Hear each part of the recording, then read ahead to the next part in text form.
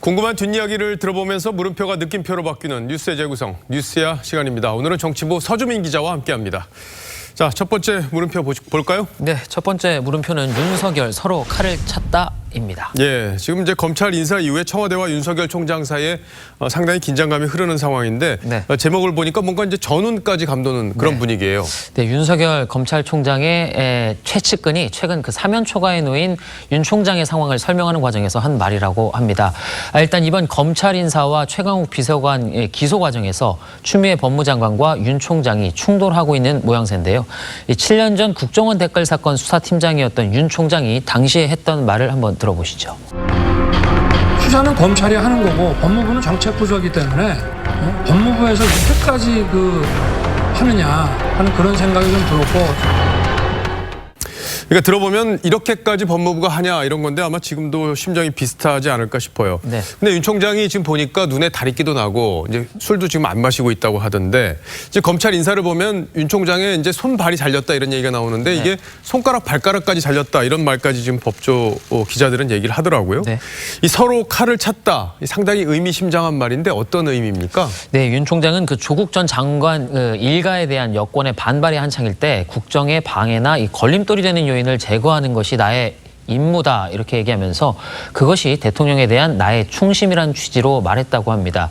대통령도 그런 충심을 알아줄 것이라는 믿음도 있었을 겁니다. 하지만 결과적으로는 오판이 됐죠. 최근 청와대나 법무부의 움직임 또 발언을 보면 사실상 윤 총장을 불신임하고 있다고 말해도 과언이 아닐 정도입니다. 그러니까 불신임이라는 표현을 바꿔보면은 이제 좀 그만뒀으면 좋겠다 이런 기류까지 읽힌다는 얘기가 나오는데 근데 이제 임기가 2년이잖아요. 검찰총장. 작년 7월에 임명이 됐으니까 아직 임기가 1년 반이나 남았는데 앞으로 남은 1년 반을 청와대와 함께 갈 수 있냐 이것도 지금 관심이에요. 네, 이번 인사를 보고 또 그 윤 총장으로서도 이제 청와대와 갈 길이 다르다 이렇게 느꼈을 겁니다. 서로 칼을 찼다는 말도 윤 총장의 그런 심정을 대변한 말로 해석이 됩니다. 실제로 윤 총장 수족에 다 잘렸다는 평가가 검찰 안팎에서 공통으로 나오고 있습니다. 손발이 일단 다 잘렸잖아요. 이제 물을 못 떠먹습니다. 손도 없고 발도 없습니다.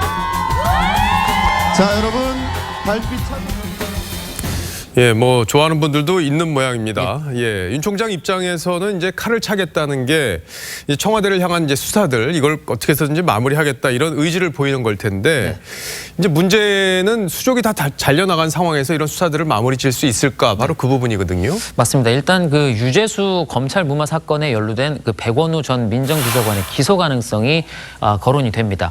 수사팀 차원에서 이미 기소 의견을 냈지만 새로 부임한 그 고기영 동부지검장이 판단을 유보하고 있다는 얘기도 나옵니다. 하지만 서울중앙지검장의 반대에도 이 최강욱 비서관이 불구속 기소된 것처럼 윤 총장의 결심이 있다면 전격 기소도 불가능한 얘기는 아닙니다. 또 청와대 선거 개입 의혹 관련해서 피의자 신분으로 3차례 소환 통보에 불응하고 있는 이광철 민정비서관에 대한 체포영장 청구 카드도 검토가 가능할 겁니다. 예, 서 기자 말대로라면 법무부와 검찰이 이제 다시 충돌할 가능성이 높아졌다 이렇게 볼 수 있겠군요. 네. 자, 첫 번째 물음표 정리해 주시죠. 네, 첫 번째 물음표 윤석열 서로 칼을 찼다의 느낌표는 권력과 권력의 충돌로 정리했습니다. 그러니까 검찰 권력과 정치 권력이 현재 지금 충돌하고 있는 상황인데요. 이 어느 쪽이 정의인지는 시간이 지나면 가려질 겁니다. 요즘 돌아가는 상황을 보면 수사 방해가 검찰 개혁으로 포장되고 있다는 의심을 지우기가 어려운데 특히 울산시장 하명 수사 의혹 이건 민주주의의 근간을 흔드는 사건이 될 수도 있는 만큼 검찰이 반드시 실체를 규명해 주기를 기대해 보겠습니다.